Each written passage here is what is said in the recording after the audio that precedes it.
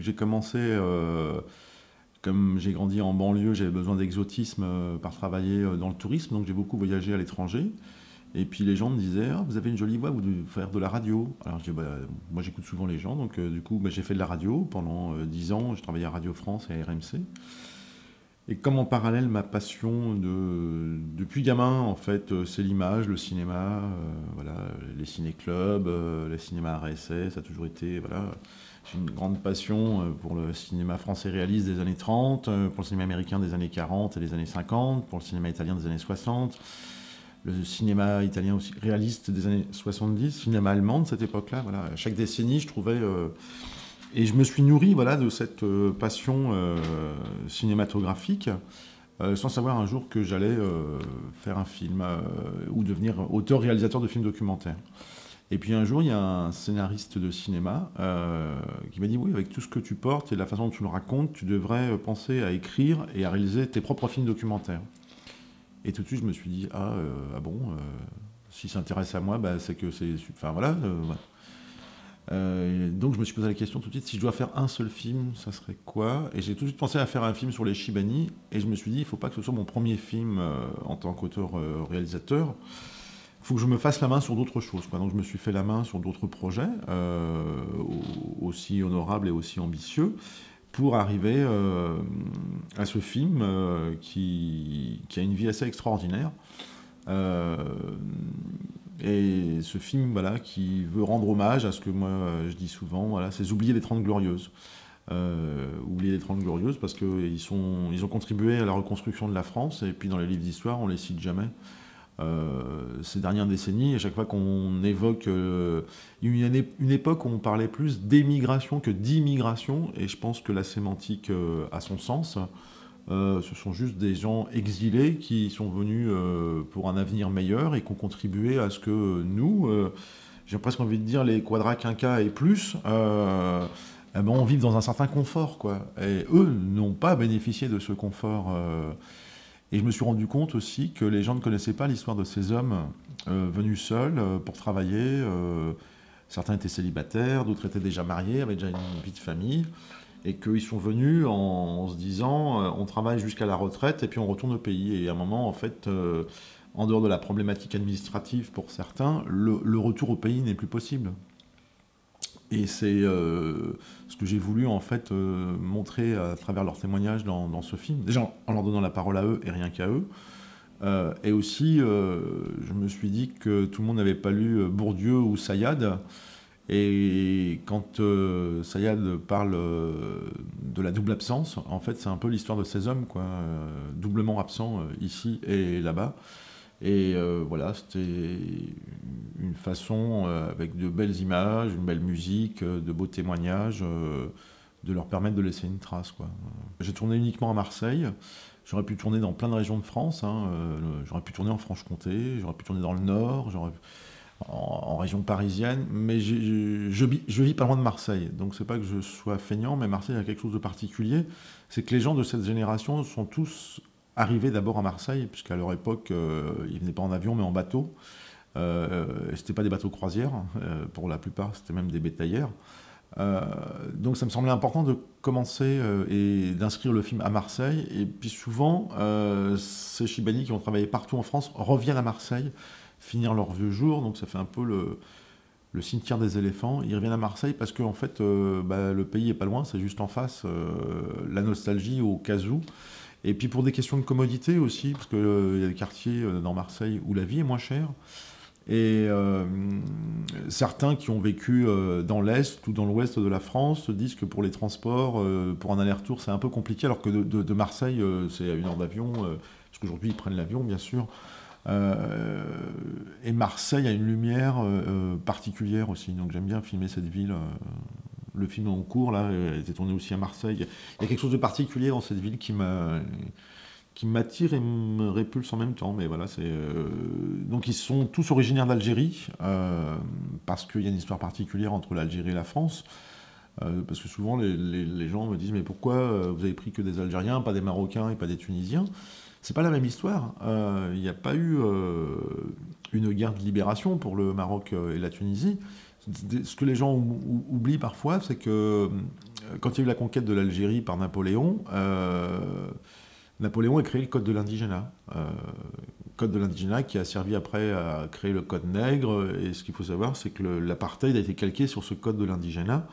Ce Code de l'indigénat a été créé pour l'Algérie et après développé dans les départements et territoires d'outre-mer, donc au moment de l'Empire. Mais le Maroc et la Tunisie étaient sous protectorat.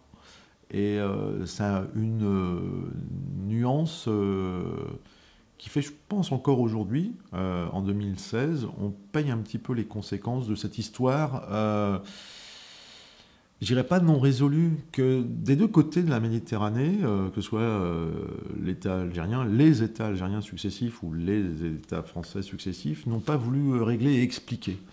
Et ce code de l'indigénat, quand même... il serait bon de le remettre dans les livres d'histoire, parce que c'est quelque chose d'important. Je pense que on porte tous quelque chose de notre histoire familiale à travers du non-dit ou du refoulement. Enfin voilà, je ne vais pas faire de psychologie de supérette, mais on porte des choses en nous, et à un moment, c'est comment recentrer ces choses pour qu'on se sente bien. Et je pense qu'aujourd'hui, il y a une génération de jeunes un peu perdus dans des quartiers populaires. Ils ne savent plus où ils habitent, en fait. Et c'est pour ça qu'ils sont attirés vers un obscurantisme qui n'est pas, enfin de mon point de vue, qui n'a rien à voir avec la religion, quoi. Et parce qu'ils sont perdus, ils ont besoin de repères. Il y a des repères qu'ils n'ont plus, quoi.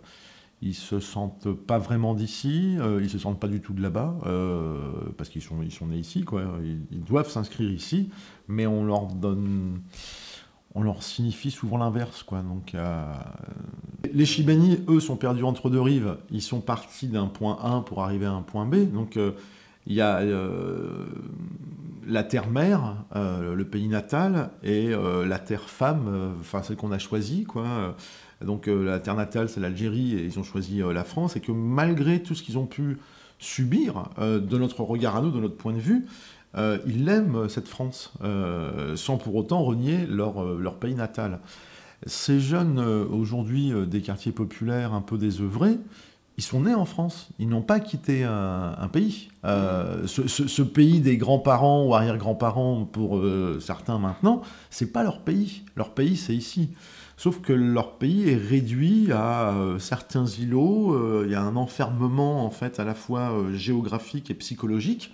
C'est surtout psychologique. Oui. Ils étaient perdus entre deux rives psychologiques. Oui. Ouais, complètement. En fait, je pense qu'ils sont perdus entre deux entités, et non pas identité. Ils sont perdus entre deux entités, et aujourd'hui, il y a une confusion entre le culturel et le cultuel. Parce que la religion, pour ces jeunes-là, c'est pas au sein de la famille qu'ils ont pu l'apprendre, comme on commence à en parler de plus en plus. Et ces jeunes sont perdus, mais pas de la même façon que les Chibani. Les Chibani, eux, sont perdus parce qu'ils ont toujours navigué entre les deux. Voilà. Et entre deux lieux géographiques, en fait. Là-bas, qui est devenu fantasmé et transformé au fil du temps, et le ici. Alors que ces jeunes, ils sont dans un fantasme d'un ailleurs qui n'existe pas, quoi. La vie ne serait pas plus idéale ailleurs pour eux, quoi.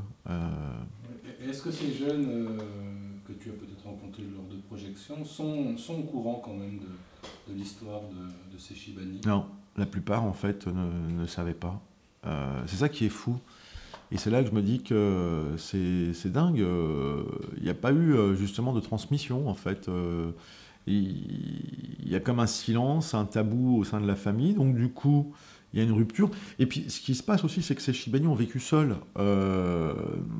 Et je pense qu'au sein de leur famille, de ces jeunes aujourd'hui, il y a peut-être une non-connaissance de la vie de ces hommes seuls, puisque eux, leur père, comme le mien, était en famille.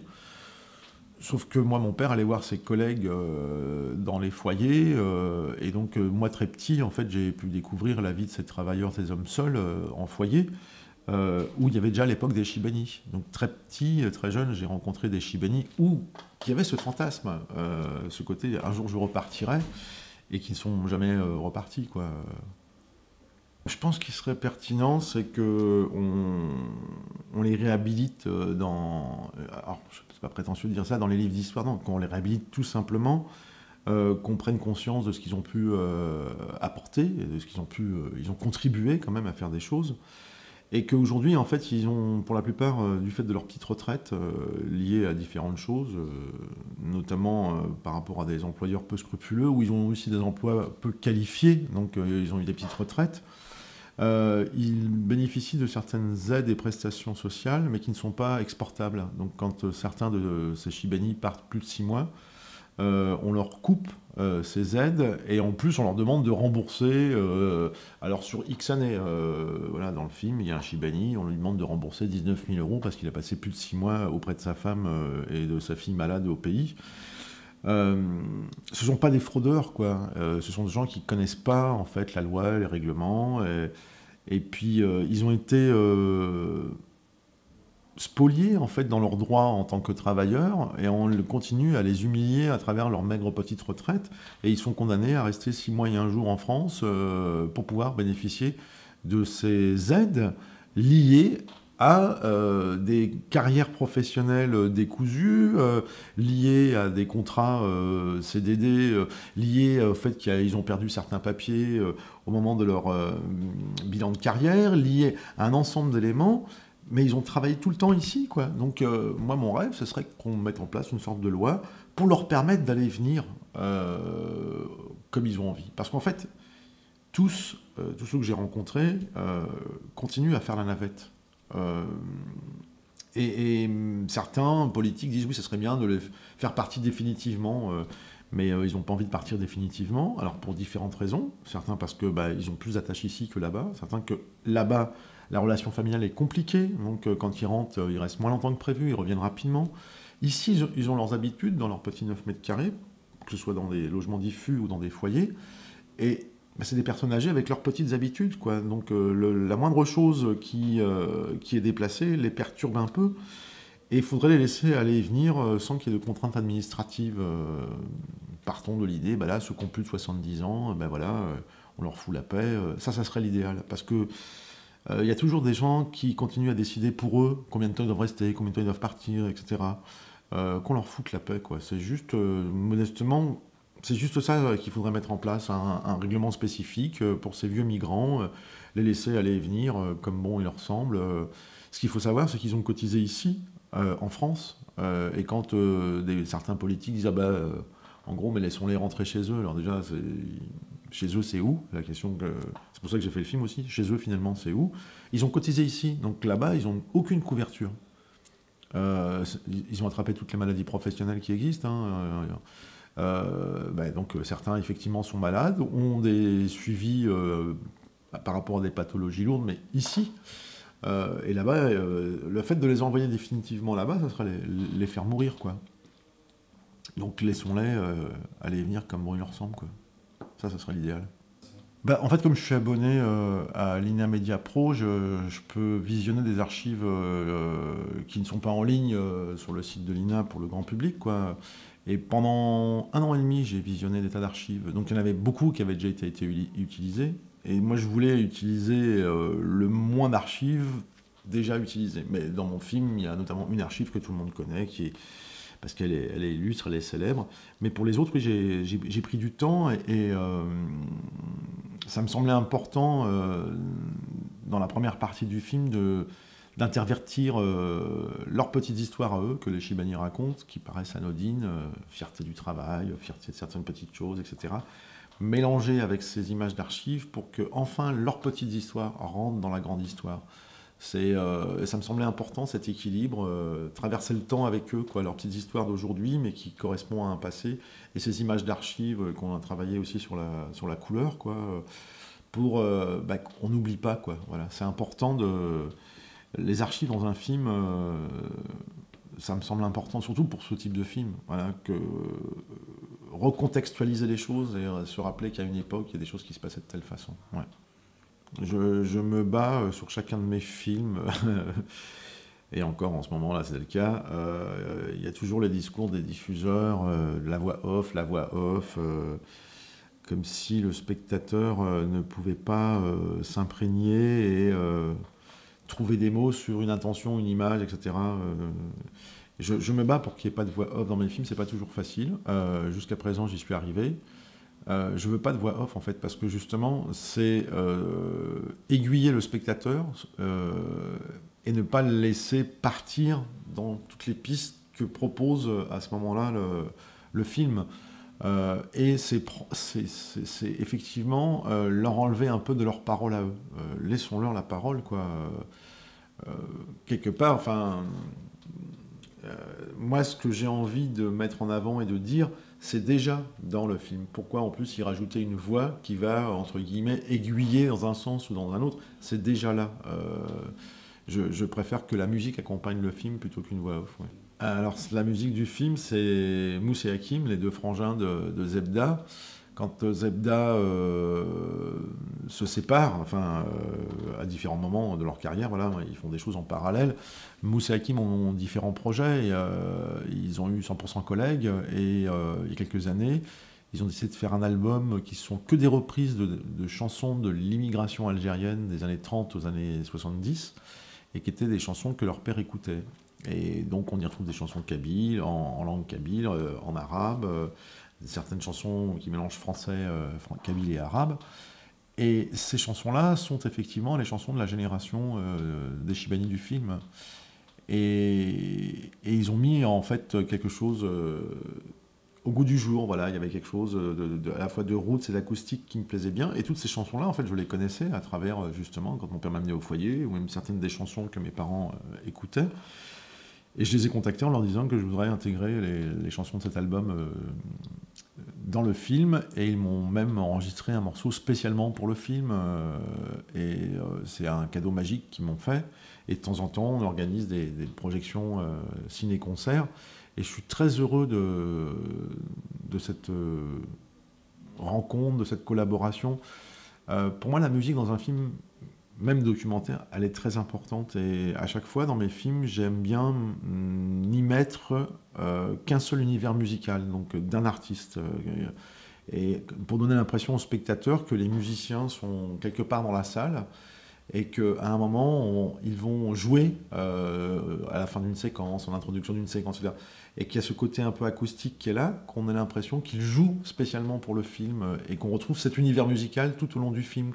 Qu'on se dit pas, tiens, c'est quoi cette musique, c'est quoi ce son, qu'on est avec un même univers, quoi. Et ça me semble important. Et c'est une très belle rencontre avec Mousse et Hakim. Je suis très, très fier. Et du coup, du fait de cette rencontre, quand Zebda a sorti son dernier album, Comme des Cherokees, il y avait une chanson qui s'intitulait Les Chibani, et ils m'ont demandé de réaliser le clip d'après les images du film.